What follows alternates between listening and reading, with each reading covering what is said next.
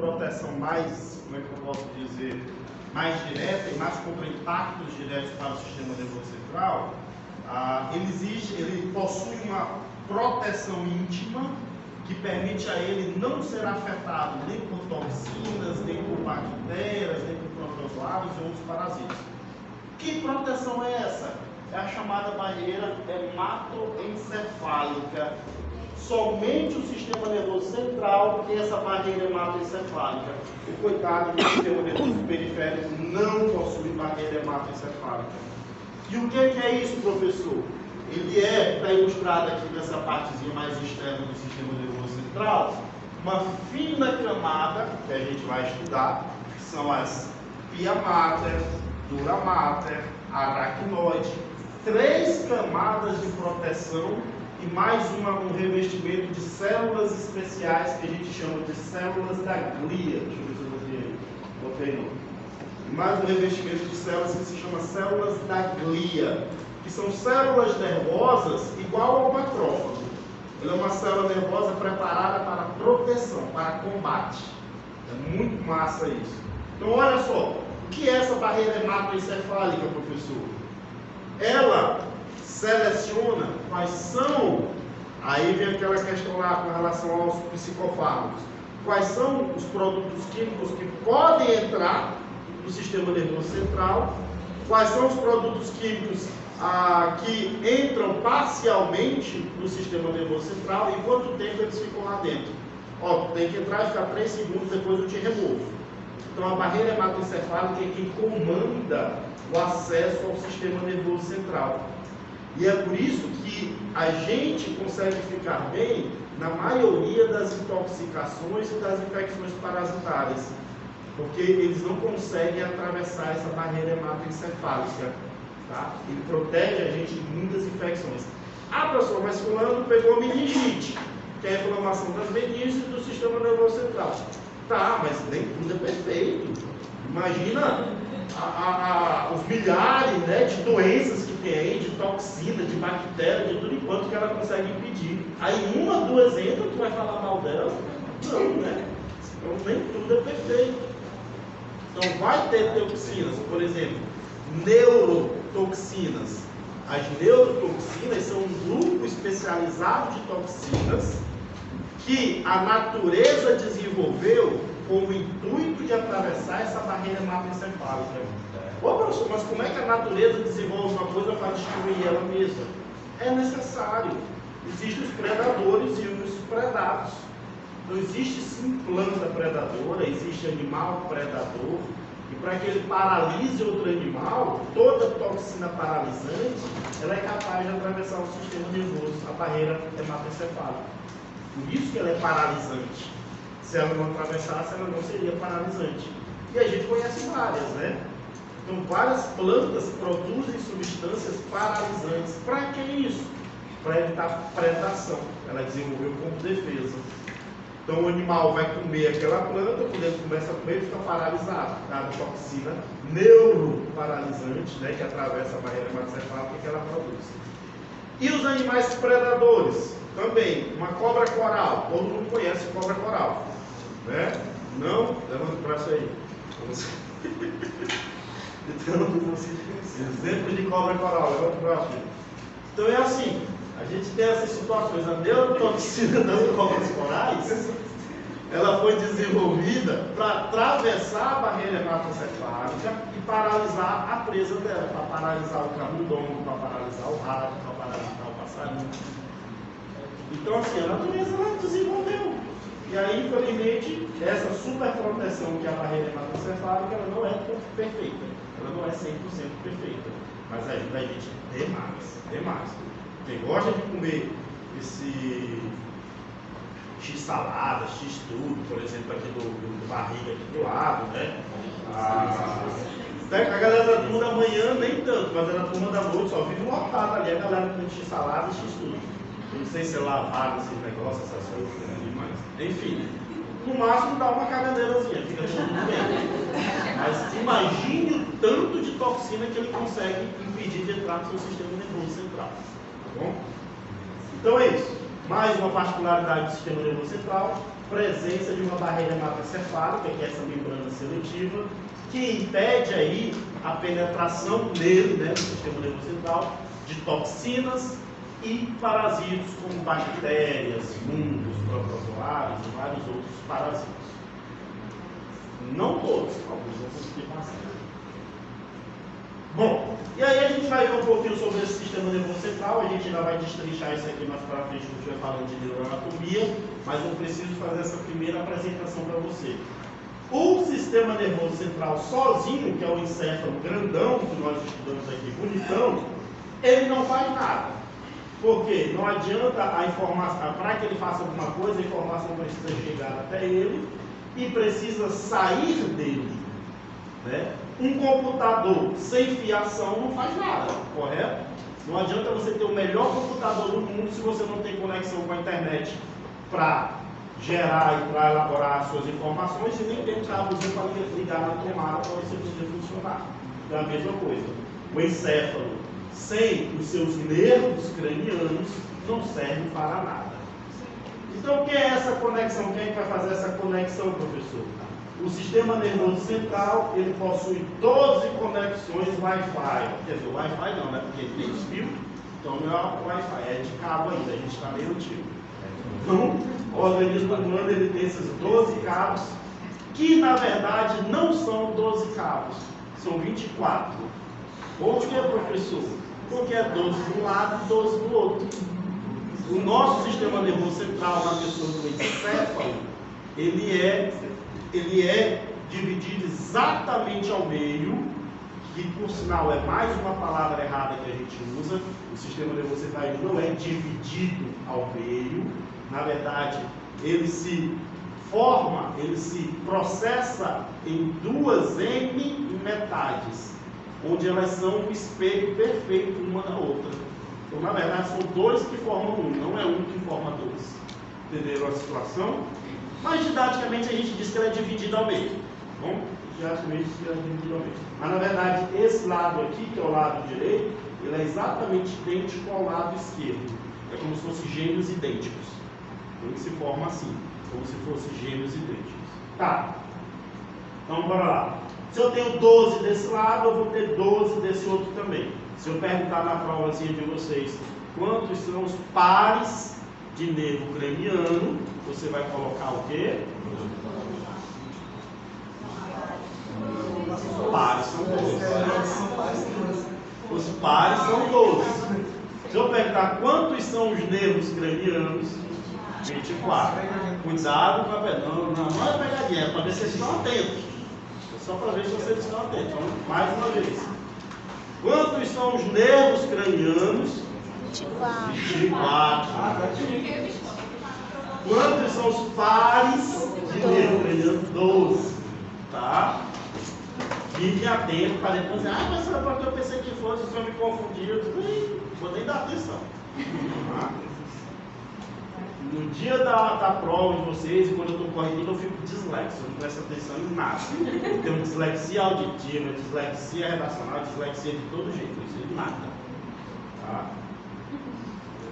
Então, olha só, esses 12 pares têm justamente a função de conduzir os impulsos nervosos, né, do sistema nervoso central para a periferia e de receber as informações do sistema nervoso periférico e processar nele. São eles, o primeiro bonitão que a gente está vendo aqui na frente, chamado de nervo olfatório. O nome é sugestivo, né? Olfatório, qual será que é a função dele? Olfato, está dentro dos nossos 5 sentidos aí. Então, o nervo olfatório, que está bem aqui embaixo, ó. O nervo olfatório, se a gente fosse desenhar ele ia estar bem aqui embaixo do lobo frontal. Ele ia estar passando aqui por baixo. Tá ele aqui, ó. Isso aqui é o lobo frontal, tá? Então, embaixo dele, ó, o lobo olfatório. Vem aqui. Tá, professor, se ele está passando aqui por baixo, como é que ele vai captar o cheiro? Porque ele está passando aqui por baixo, e aí, essa partezinha aqui toda desse tecido é o chamado tecido olfatório. Isso aqui, vocês estão conseguindo enxergar esse indivíduo? Deixa eu desenhar aí, vem aqui para você.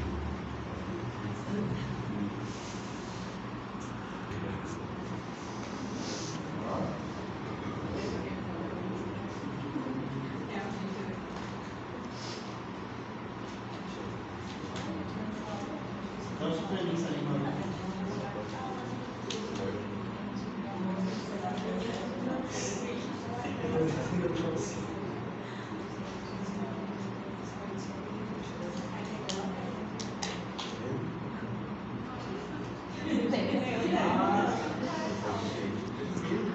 O nervo olfatório está aqui, ó.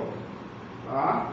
Então toda essa região aqui, ela capta as situações aqui do ambiente, do cheiro, dos odores, vem para cá para o nervo olfatório, para que ele consiga interpretar e dizer se é agradável a você, se não é agradável a você, né?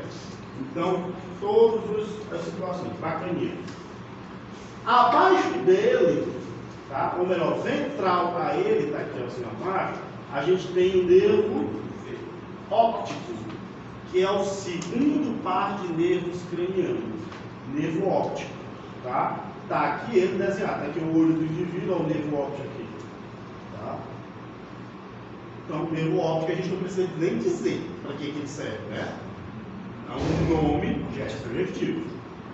Beleza, logo abaixo dele, descendo para cá, a gente tem, ó, esse outro amarelinho, que vai estar conectado bem aqui com o olho também, descendo para cá assim, tá bom? Quem é ele? Óculo-motor. Óculo-motor, a gente sabe que é conectado ao olho também. O que que o nome óculo-motor sugere a você?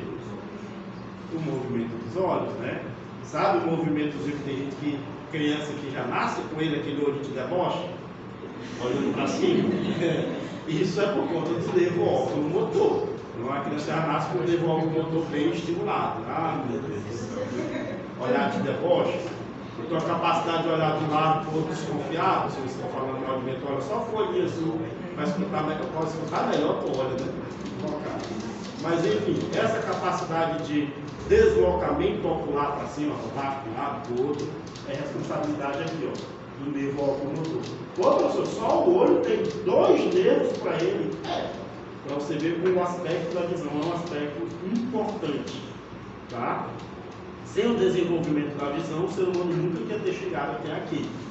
Então a gente precisava avistar os predadores, precisava encontrar um abrigo adequado, precisava encontrar alimento. Então, é um desenho, o olho, para vocês terem uma ideia, de acordo com a genética e da evolução darwiniana, ele foi o último órgão a se completar no desenvolvimento de todas as espécies animais. Por quê, professor? Porque ele é o mais complexo que tem. O mecanismo da visão é extremamente complexo e ainda hoje ele não é completamente entendido. Como é que a gente consegue captar todos os estímulos, todas as situações e processar isso na nossa mente? Tá? É um órgão extremamente complexo. Então esse é o nosso olhinho. Beleza. Logo abaixo do nervo óculo-motor, a gente vai ter o nervo troclear. O que esse nome lembra vocês lá da biologia do ensino médio? Troclear.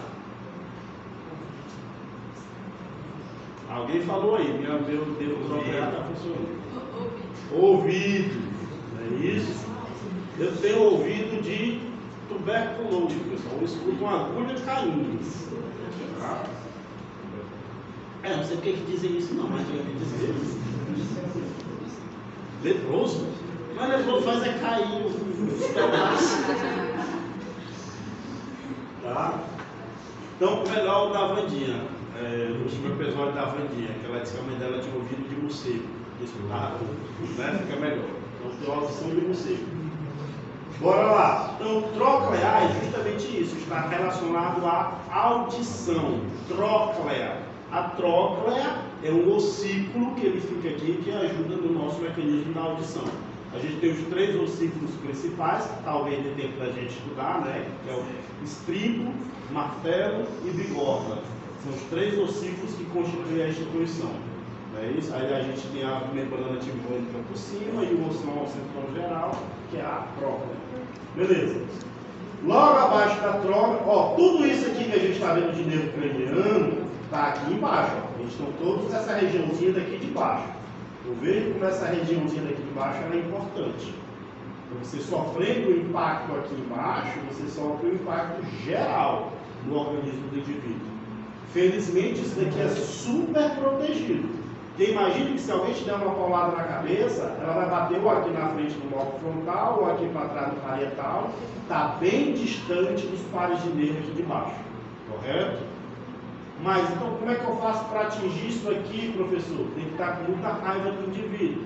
Então você pega um pedaço de ferro, bota dentro da boca dele, pega uma marreta e bate assim, para bater do lado de dentro para cá. Entra muita cena feia, né? Mas se você quiser afetar aqui, é isso. Então dá um tiro na boca. Ou então dá um tiro na boca. Então, por isso que um tiro na boca, no sentido do céu da boca, o indivíduo não tem como escapar. Não tem como, porque aí ele acaba com isso aqui tudo. Ó. Ele destrói todos os seus nervos centrais, o sistema nervoso central.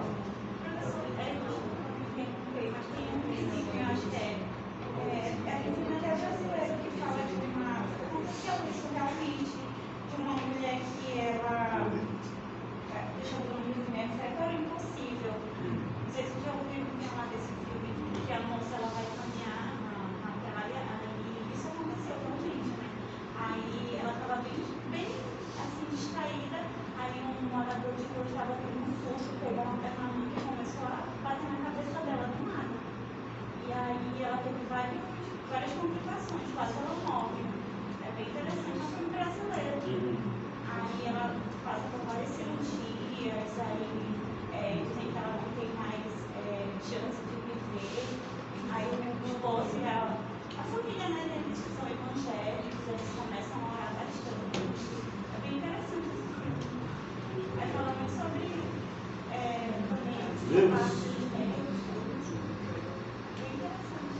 Diga, meu querido, o que você quer falar? Em construção, uma dúvida assim, né? Tem que ser uma coisa ou outra, mas posso estar errado. Se eu não me engano, o nervo tronclear, se eu não corrigir, né?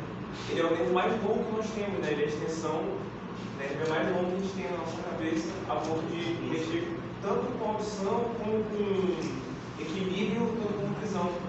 Se eu não me engano, uma lesão dele é uma das piores que pode se ter. Está muito mais suscetível para o padrão ser mais longo. E é uma das piores que pode se ter em questões de tratamentos neurológicos. Se não me falha a memória, você pode corrigir o que errado. Mas não é uma parada dessa, não é o mais longo que tem? Não, pai. O nervo mais longo que tem é aqui, ó. Décimo par de nervo craniano, que é o nervo vago. Mas dentro da cabeça, tá, sem se expor para cá para fora, eu não sei te dizer se ele é o mais longo, mas ele é o mais ramificado realmente. Tá? Ele é o mais ramificado realmente. Tem muitos bracinhos, vamos dizer assim. Mas maior não. O maior é o nervo vago, que ele sai daqui, inclusive a gente até mostrou. Cadê? Né? Esse aqui, ó.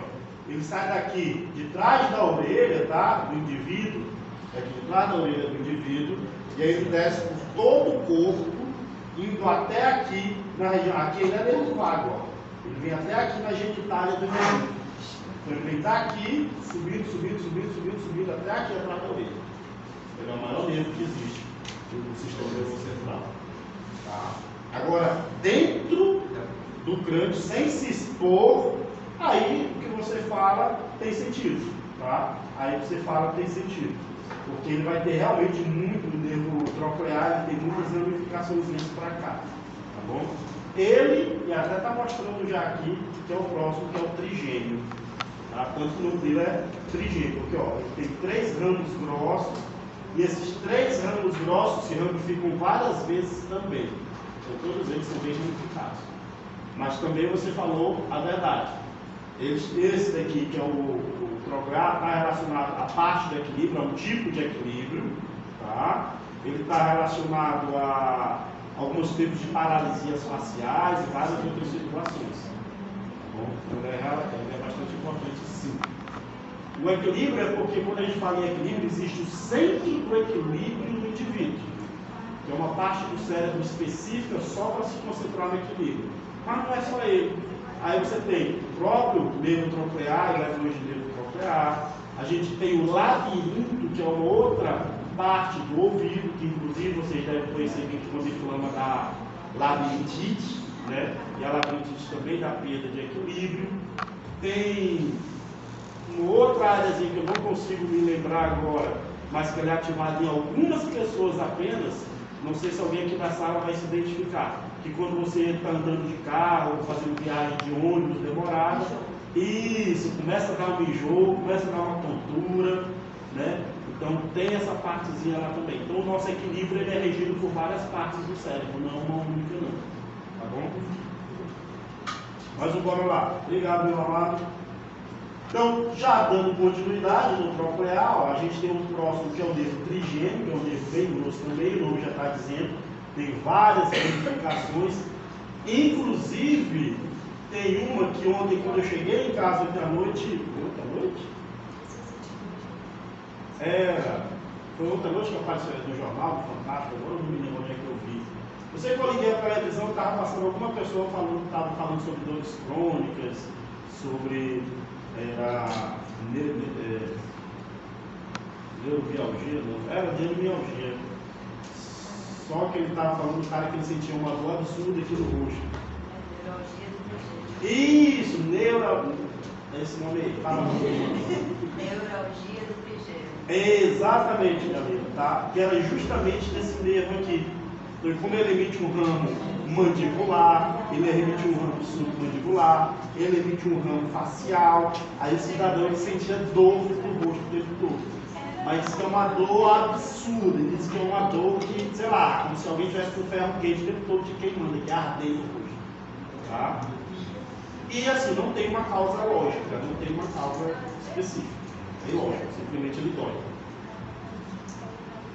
Tá?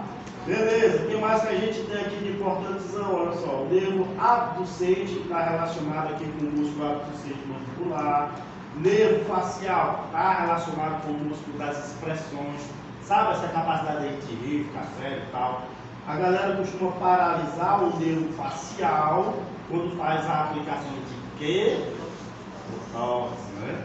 Aí não, porque senão vai criar aquelas ruguinhas, não sei o que, e fica com aquela cara de estado. Tem a ver também com aquela paralisia facial que as pessoas têm? Mesma situação também aí, tá? Não tô falando Olha. Eu só me senti ofendido uma vez que um aluno que trabalha com Botox, ela disse que faria de graça 3 sessões por mês. Não estou precisando. Ainda, mas futuramente, quem sabe, né? De que forma que a questão do intercâmbio é você que faz dois variantes, de que forma isso afeta justamente esse meio? Isso, uma paralisia facial ela pode acontecer e normalmente ela acontece por conta de trombos. O que é um trombo? É uma obstrução nos vasos sanguíneos, não tem a ver com os vasos, né, com o sistema nervoso.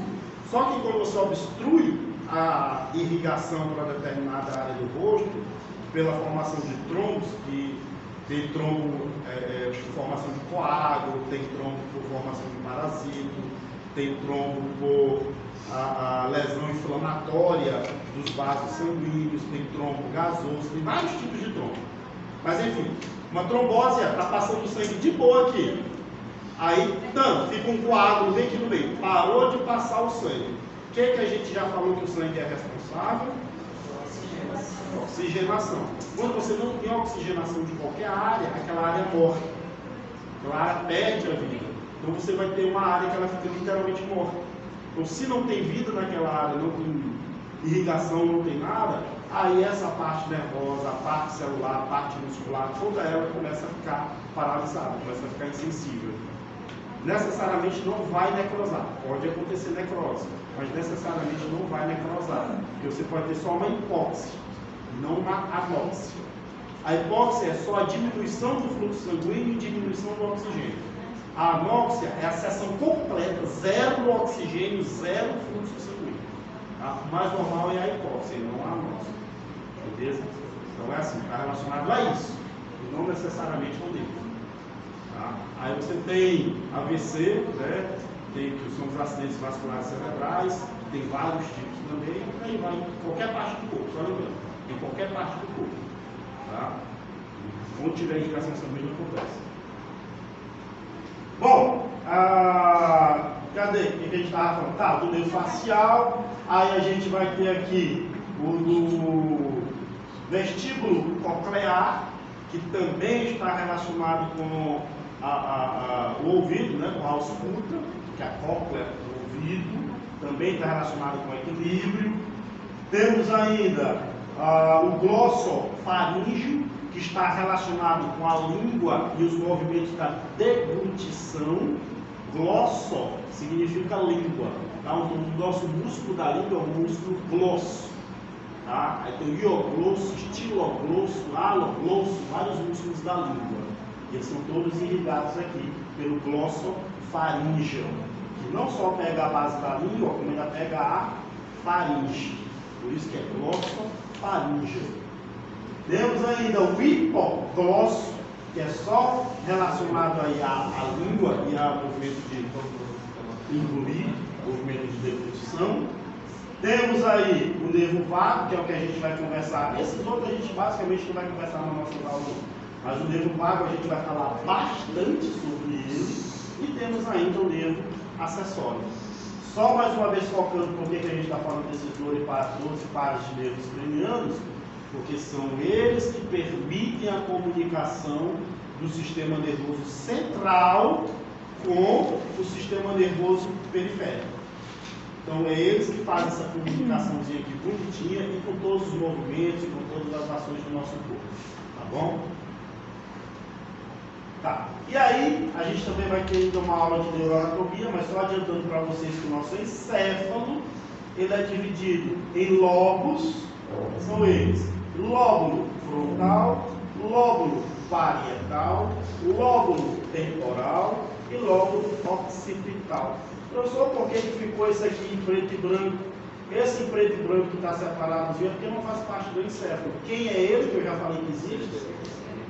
O cerebelo. Né? Então o cerebelo não faz parte do encéfalo, embora faça parte do sistema nervoso central. Mas ele não faz parte do encéfalo. Então, mais uma vez, se chegasse um zumbi comedor de cérebro, na verdade ele só ia comer essa partezinha aqui frontal. Essas outras partes do sistema nervoso ele não ia comer, não. Então o zumbi não é comedor de cérebro. O zumbi é comedor do sistema nervoso central. Tá? Oi, meu amigo. Qual a função do cerebelo? O cerebelo, principalmente relacionado aí à respiração. Então, o centro da respiração, ele está bem aqui, ó, o cerebelo.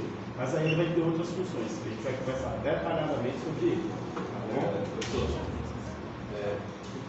Já que essa questão, ele faz parte também daquela questão que, por exemplo, quando alguém está desmaiado, ou então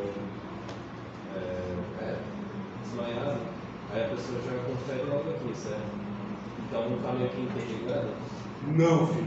Essa questão de você fazer a aferição, aí é a aferição de jugular externa. É para você ver como é que estão os movimentos cardíacos, se está batendo o coração do indivíduo ou não. Tá bom? Porque você tem formas de aferir os batimentos cardíacos. O enfermeiro vai ficar expert em pegar aqui a pulsação. Tá? E para nós que não temos a mesma prática que o enfermeiro, a gente vai na jugular, que ela é mais calibrosa, ela dá a grossura do dedo, e aí fica mais fácil você sentir a pulsação dela. Se ela estiver pulsando, o coração está batendo. Beleza? Bom, então bora lá ver as funções aí desse sistema nervoso da outra divisão, que é a divisão didática aí do sistema nervoso central e do sistema nervoso periférico. Tá? Eu não estou gostando desse nomezinho desaparecendo ali em cima. E se quebrar? Então, o ex-representante mexe aí que se quebrar,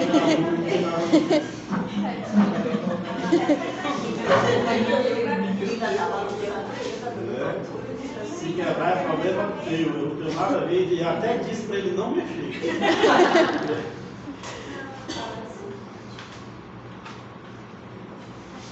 Não tem como não.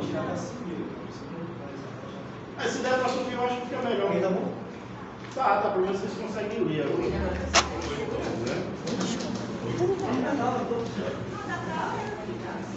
Bom, acho que ficou melhor.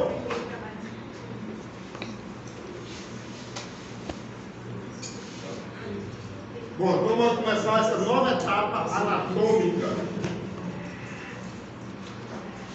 Todo mundo já entendeu que o sistema nervoso é formado, melhor, tem como unidade básica morfofuncional o neurônio. Perfeito? Relaxe, meu filho, relaxe. Se cair, você pede indenização da instituição.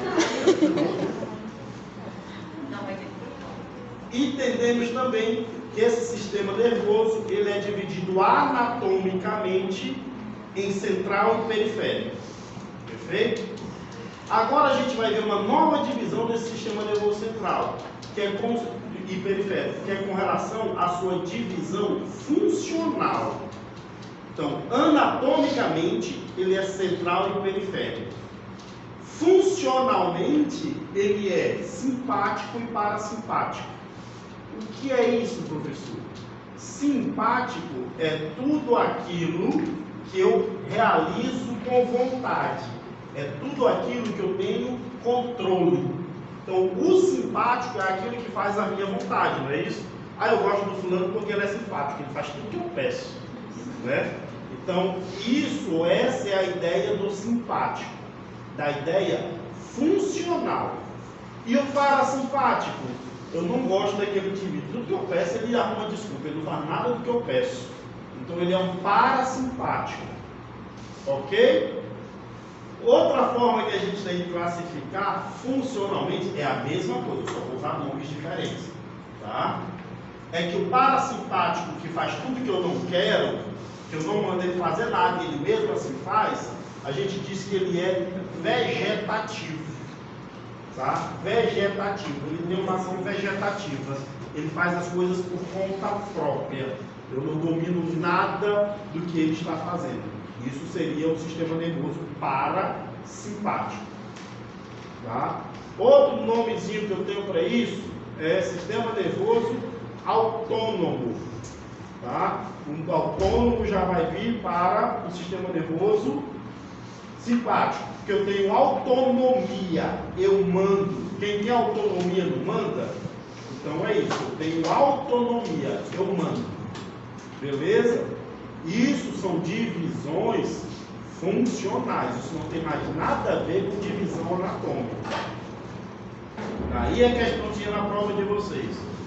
Com relação à divisão anatômica do sistema nervoso, como ele pode ser dividido? Aí você vai botar central e periférico. Com relação à divisão funcional do sistema nervoso, simpático e parasimpático. Viram que são coisas diferentes, né? Um é relacionado à atividade que ele exerce, e o outro é aquele cargo, né? Aquele cargo não, é aquilo que ele é. Tranquilo? Show de bola? Vamos lá. Professor, com relação à ação, eu não gosto desse porque ele está invertido, mas ao mesmo tempo ele é mais colorido. Deixa eu ver aqui o outro. Que eu acho melhor começar do outro lado. Eu estou meio perturbado da cabeça. Simpático e parasimpático. Tá? Até porque esse aqui chama a atenção, que tem algo de destaque dele. Né? Quem disse isso, gente? Deixa eu anotar o nome de quem disse isso. Coração saudável, né? Exatamente, é um coração saudável, porque não é todo mundo que aguenta isso, não. A maioria morre de infarto. Então, bora lá, falar um pouquinho sobre o sistema nervoso simpático e o parasimpático. O sistema nervoso simpático, olha só que lindão que a gente está vendo aqui, ó. Ele é todo ele formado por fibras nervosas e por gânglios. Cada uma dessas bolinhas que eu desenhei aqui, coloridinho para vocês, é um gânglio. O que é que a gente já falou que é um gânglio? O que são os gânglios? Comentei isso em aula. É do sistema periférico. Oi? É do sistema periférico. É, o sistema nervoso periférico. E o que é? Ele é o resultado de quê?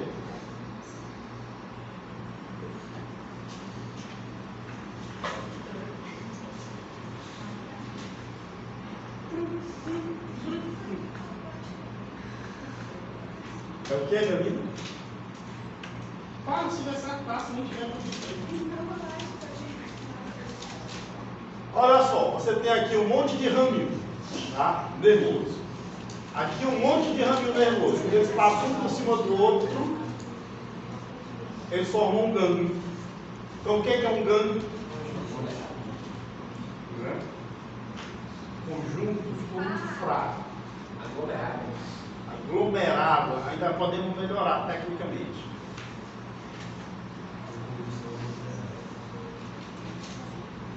É isso que vocês estão pensando, mas eu quero um nome técnico, bonito.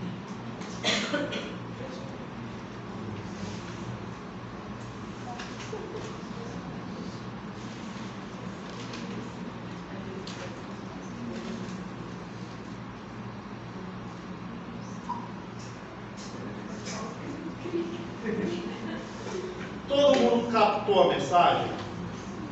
Sim. Vocês conseguem dar uma palavra melhor do que emaranhado, não é o que o outro falou lá?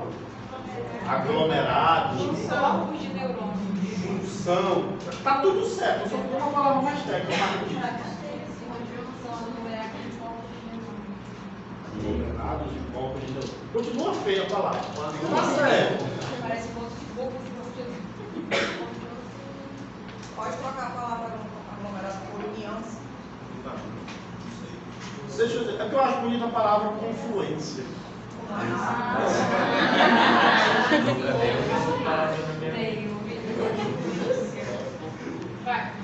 Tá, então bora lá. É um caroço. Esse junto, esse bolo que forma os neurônios, isso aqui são os gânglios. Tá bom? São os gânglios. Professor, por que isso? Porque é muita informação, é muita fibra nervosa vindo de todo lugar. Imagine aqui o braço. Você tem aqui 5 dedos. Para cada dedo desse, você tem uma porção de fiapinhos de terminação nervosa.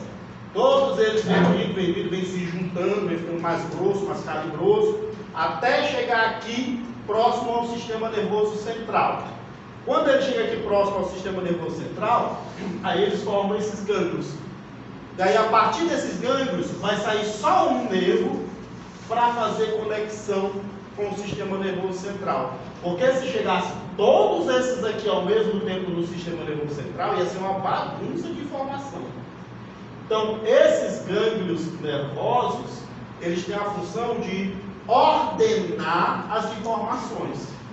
Então, se eu encostei um dedo aqui numa superfície quente, fria, áspera, seca, sei lá o que, todas essas informações vindo ao mesmo tempo para cá do sistema nervoso central, ia dar uma lambança de informação. Aí não, pera aí, vem todo mundo junto, chegou aqui no gânglio, aí ele organiza, diz, peraí, quem chegou primeiro? Foi eu, tal, ele faz um checklist, vê se está tudo de ok, e aí ele manda essa informação organizada para cá, para a medula, do sistema nervoso central. Para que essa informação organizada aqui, do sistema nervoso central, possa ser levado lá para cima, no encéfalo, para poder ser processada, volta para cá, para o gânglio que foi ativado, para a porção da medula que foi ativada, para voltar para o gânglio de onde veio a informação, para voltar lá para o dedinho que foi estimulado e chegar na informação correta.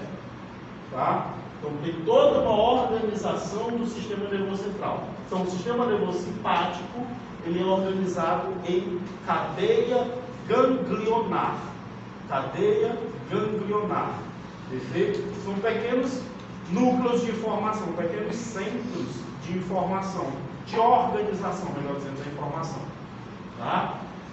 Bom, e com relação a esse sistema nervoso simpático, ele é todo ele responsável por essa integração que a gente já falou. Então é o sistema nervoso simpático que vai estar relacionado aí, no ponto de vista da visão, as fibras simpáticas do sistema nervoso simpático vão estar relacionadas aí com o movimento de dilatação da pupila, quando elas chegarem no olho. O movimento de dilatação da pupila, esse aqui, ó, tá? A gente vai chamar de midríase, tá bom? Midríase. É também pelas fibras simpáticas que vai haver um estímulo da glândula salivar, tá? Para a produção de saliva. É também através do simpático que vai chegar no coração, responsável pela aceleração dos batimentos cardíacos.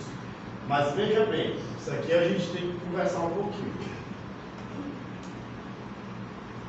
Com relação aos batimentos cardíacos, ele é inervado, na verdade, coração, olho, intestino, todos eles têm inervação dupla.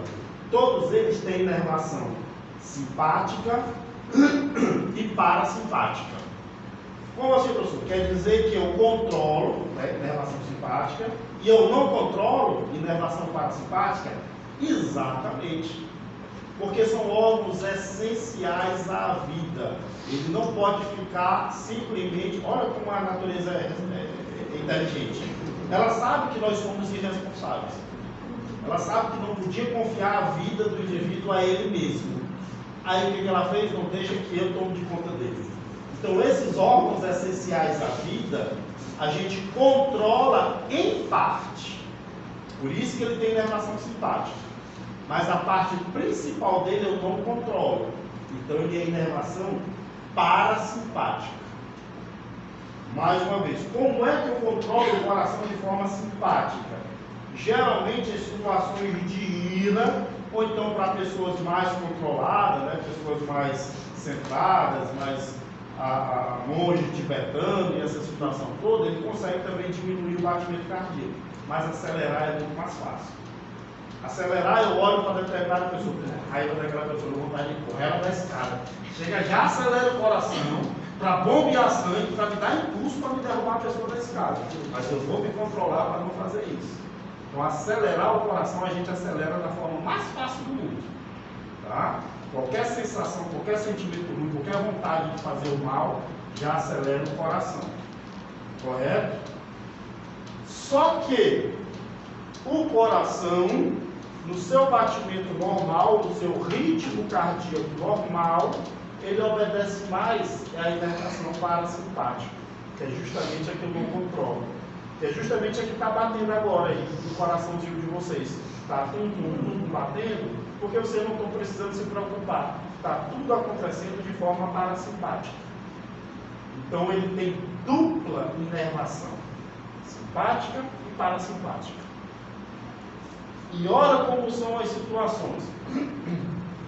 Os olhos da gente também têm dupla inervação, simpática e parasimpática. Só que eu não tenho esse controle para ficar abrindo e fechando a pupila, abrindo e fechando a pupila. Essa parte de ficar abrindo e fechando a pupila, ela acontece pelas fibras parasimpáticas. Então, qual que é a parte que eu controlo do olho, professor? Somente a parte óculo-motor. A gente não viu que tem dois nervos do olho? Um nervo é o óculo-motor e o outro é o nervo óptico. Então, o nervo óptico, ele é parasimpático. O nervo óculo-motor